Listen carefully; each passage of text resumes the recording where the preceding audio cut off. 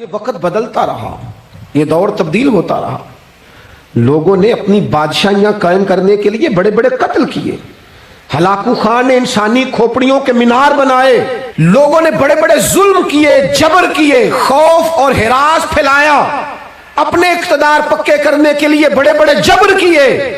پھر کیا ہوا؟ ایسی ایسی بیماریاں لگی جن کے علاج ہی کوئی نہیں تھے دنیا میں، بھری ہوئی تجوریاں، پیسے باہر گر رہے ہیں، پر ڈاکٹر کہہ رہا ہے تیرا مرض ہی وہ ہے جس کا علاج ہی کوئی نہیں۔ اللہ تبارک و تعالیٰ کے قانون سے جب لوگ ٹکراتے ہیں پھر پاش پاش ہو جاتے ہیں۔ وقت گزرا، ٹائم یزید کا آیا، وقت گزرا تو ٹائم عبید اللہ ابن زیاد کا آیا، ٹائم شمر کا آیا۔ 1450 سال گزرنے کے بعد اس ہزاروں کے مجمع میں سے ایک ایک بچے کو حدیث یاد ہے کہ حسن اور حسین جنتی جوانوں کے سردار ہیں۔ بتاؤ یزید کو نہیں آتی تھی؟ شیمر کو نہیں پتا تھا؟ کلمہ تو پڑھتے تھے نا یہ؟ عبید اللہ ابن زیاد کو نہیں پتا تھا؟ نبی پاک علیہ السلام کے کندھوں پر حسنین رہے، ان سب کو پتا نہیں تھا؟ یہ جانتے نہیں تھے کہ یہ وہ حسنین کریمین ہیں جن کو حضور سنتے تھے، فرماتے تھے یہ میرے پھول ہیں دونوں؟ کیا بات رضا اس چمنستان کرم کی، زہرا ہے کلی جس میں حسن اور حسین پھول۔ آج 1450 سال گزرنے کے بعد امت کو حدیث آتی ہے کہ نبی پاک علیہ السلام نے فرمایا جس نے حسن اور حسین سے پیار کیا اس نے مجھ سے پیار کیا، جس نے ان سے بغض رکھا اس نے مجھ سے بغض رکھا۔ کلمہ پڑھتے تھے، مسلمان کہلاتے تھے۔ 10 محرم کو جمعے کا دن تھا، امام حسین امامہ باندھ کے گھوڑے پر بیٹھ کر خطبہ دینے لگے تو ایک شخص اندر سے بول کے کہنے لگا حسین تقریر لمبی نہ کر، ہمارا جمعہ لیٹ ہو رہا ہے۔ بلے و نمازیو، سامنے وہ شخصیت کھڑی ہے جس پر ابھی درود پڑھیں گے نماز میں، اللہم صلی علی محمد وعلی، ابھی درود پڑھیں گے حسین ابن علی پر، ابھی شہید کر کے ابھی درود پڑھیں گے، وہ سامنے کھڑے۔ اور امام حسین کا ایک جملہ تاریخ نے یوں لکھا ہے کہ شاید ریت کے ذرے بھی تڑپ گئے۔ امام علی مقام فرمانے لگے مجھے غور سے دیکھو، تمہیں پتہ ہے میں کون ہوں؟ تم جانتے ہو میں کون ہوں؟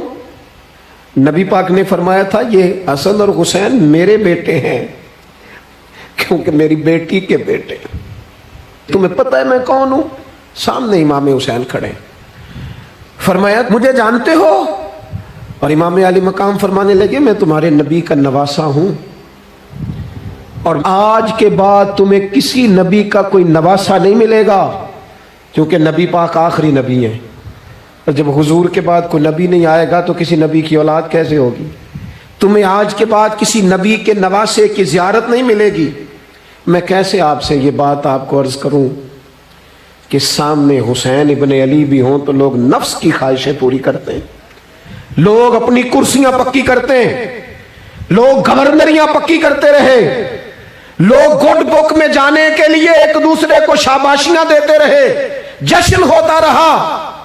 سب سے پہلے ایک شخص نے امام حسین کا قافلہ روکا تھا، اس کا نام حور بن یزید تھا، سب سے پہلے اس نے روکا تھا، وہ ایک لشکر کا سپہ سالار تھا۔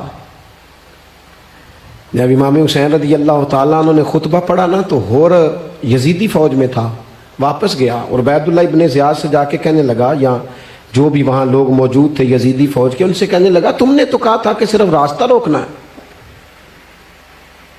تم نے تو کہا تھا کہ صرف ان سے کچھ منوانا ہے، تم نے تو جب مجھے بھیجا تھا تو کہا تھا کہ بعد تھوڑے معاملات ہیں، اوہ سچ بتاؤ نبی کے نواسے کو شہید کرو گے؟ تم نے تلواریں نکال لی ہیں، نیزے نکال لیے ہیں، تیر نکل آئے ہیں، تیاری مکمل ہے، مجھے سچ بچاؤ، کیا حسین ابن علی کی گردن پر خنجر چلانے لگے ہو؟ سیدہ فاطمہ کا جگر پارا شہید ہوگا، کیا یہ خبر سچ ہے؟ یوں ہوگا؟ تو کہنے لگے ہاں یہی حکم ہے ہمیں، یہی تیاری ہے، یہی پروگرام ہے، یہی پلان ہے، یہی ہوگا۔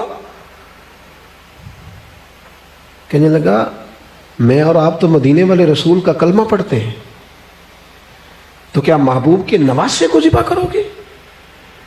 جناب علی اکبر کو جن کا چہرہ رسول پاک سے ملتا ہے، حضرت قاسم بن حسن کو، جناب علی کے بیٹوں عباس بن علی کو، حضرت علی کے بیٹے ابو بکر بن علی کو، حضرت علی کے بیٹے عمر بن علی کو، حضرت علی کے بیٹے یہ بھی 3 کربلا میں موجود، حضرت عثمان ابن علی کو، ان کو شہید کرو گے؟ نے کہا ہاں تیاری ہو گئی ہے۔ تو سب کے ضمیر مردہ نہیں ہوتے، ہاں بڑی بڑی سخت جگہوں پہ پھول اگتے ہیں۔ حر نے جب ان سے کہا کہ تمہارا پکا ارادہ ہے، کہا پکا ارادہ ہے، تو اس نے کہا یہ زیرہ پکڑو، یہ عہدہ پکڑو، مجھے تمہارا دیا ہوا عہدہ نہیں چاہیے، حسین کے نانا کی دی ہوئی جنت درکار ہے، یہ رکھو اپنے پاس، مجھے تمہارا۔ ایڑی لگائی اس نے اور دوڑا اور امام حسین کے قدموں میں گیا، کہنے لگا حضور میں مجرم ہوں، میں خطا کار ہوں، میں نے سب سے پہلے آپ کو روکا تھا، پر مجھے قسم ہے اللہ کی میں جانتا نہیں تھا ان کا ارادہ کیا ہے، حضور بھول گیا، غلطی کر بیٹھا، یہ اندھے ہوں گے، ان کی آنکھوں میں پٹی بندی ہوگی، اور مجھے تو پتہ ہے نا کہ دنیا کو پھر محمد کا نواسہ نہ ملے گا، مجھے خبر ہے، اگر معافی مانگوں تو معاف کر دو گے، پہلا مجرم ہوں، میں نے روکا ہے، اگر آ جاؤں تو قبول کر لو گے؟ یہ ظرف، یہ حوصلے، یہ توانائیاں اگر ہیں تو سیدہ فاطمہ کے دودھ میں ہیں، یہ شیر خدا کی تربیت میں ہیں، یہ محبوب نے جو ان کی زبانوں کو چوسا تو اس کرم میں ہے۔ حضرت امام حسین نے اٹھ کے سینہ یوں چوڑا کیا، ہاتھ پھیلائے، فرمایا آجا، لگ جانا میرے سینے کے ساتھ، تو آ جانا، تو نے دیر کی، ہم تو پہلے سے منتظر تھے، تو آ جا، تیری ساری معاف ہے۔ حر کے مقدر جاگے، امام علی مقام کے لشکر میں شامل ہوا۔ بعض نے لکھا ہے جو لوگ ابتدا میں شہید ہوئے امام حسین کی طرف سے، ان میں حر شامل۔